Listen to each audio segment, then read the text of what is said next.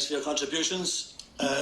Just to pick up, I suppose, first of all, the three of you have spoken twice, and I haven't heard one of you has mentioned anything about the numbers that are dying in Ukraine.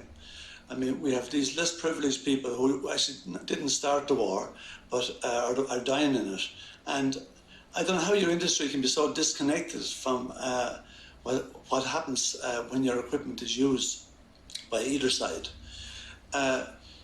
The equipment that you make is designed to kill people, and I don't know what it is. Think about it in those terms. Back in 1960, Eisenhower, when he was leaving the US presidency, he warned America about the developing entity which he described as the military-industrial complex. I think it was the first time the term was used. And this idea that, oh, if you make the stuff, well, you don't necessarily have to use it. Well, that's not actually the way it works, right? If you make it, there's pressure to use it. The Americans spend over $800 billion a year on arms. The Americans have dropped more bombs than the rest of the world put together since 1945.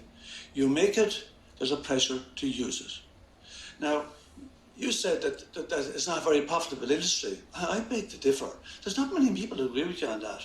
I'd like to compare it against all other industries around the planet. I think the arms industry does really well.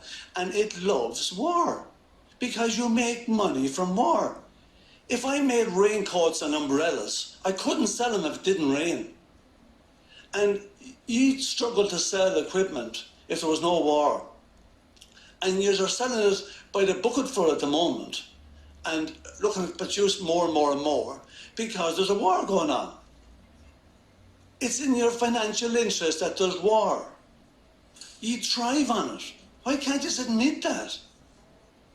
Where are we going? This is all madness. You said that multilateralism and dialogue has been weakened. Goddamn right they have. We've refused to engage in dialogue and diplomacy on Ukraine. I'm not excusing the Russians. Putin was completely wrong to invade the place. But we could have tried to stop it harder.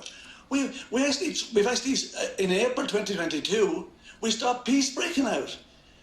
There's too many people, too many elites wanting the war to continue, and you're part of it.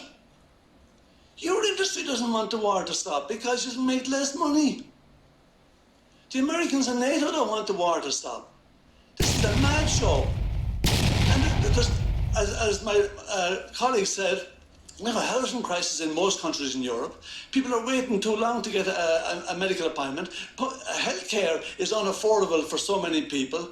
Social services are getting weaker, and we can't spend enough money on military, and we don't give a damn about the hundreds of thousands dying in Ukraine.